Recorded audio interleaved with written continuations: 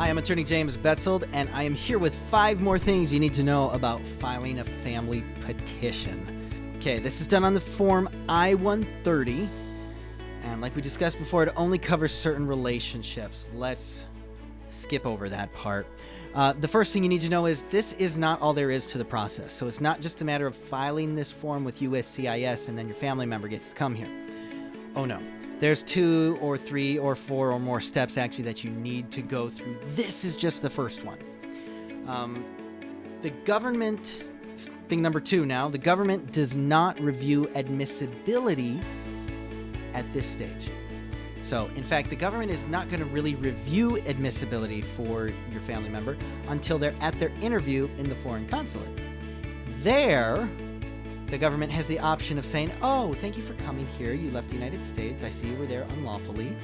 And you actually have committed these crimes, so you're inadmissible. So you can't go back now until you have a waiver if one's available. So beware of filing the I-130. It's not the ultimate decision on whether your family member is eligible or not. You need to know that beforehand. Right. Next thing, petitioners generally don't have to worry about their own criminal history when applying for family members. However, if the petitioner, the U.S. citizen or the resident, has been convicted of a sex offense against a minor, they're going to have an issue. They're going to actually need special permission, and what you need first is a waiver under what's called the Adam Walsh Act. Because there was a law that Congress passed that said, hey, if you've committed a sex offense against a minor, you don't get to bring other people into the United States. Safety reasons, of course.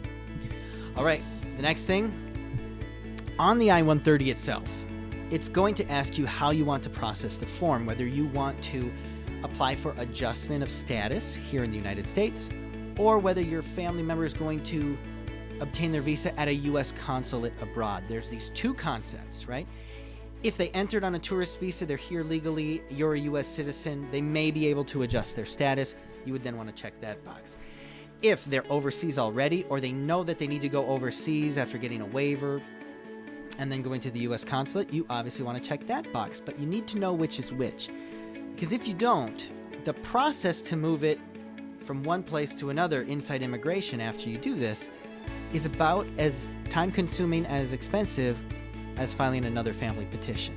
So make sure you have a clear understanding of whether your family member is going to be adjusting their status or going to obtain their visa at a U.S. consulate abroad. Last thing we can go to right now is the fact that these I-130 approvals can be terminated or expire. Right? Now, this may be a little bit of a foreign concept, but if you file an I-130 for a family member and you say they're going to go to a U.S. consulate, after the USCIS approves the I-130, it will get forwarded to the National Visa Center. Once at the National Visa Center, if it's there for more than a year and they don't hear from you and you don't contact them or move forward with your case, they can terminate it. I'm Attorney James Betzold. If you have any questions for me or would like to consult about your case, you can find information at www.betzoldlaw.com. That's BETZOLD law.com. Thank you.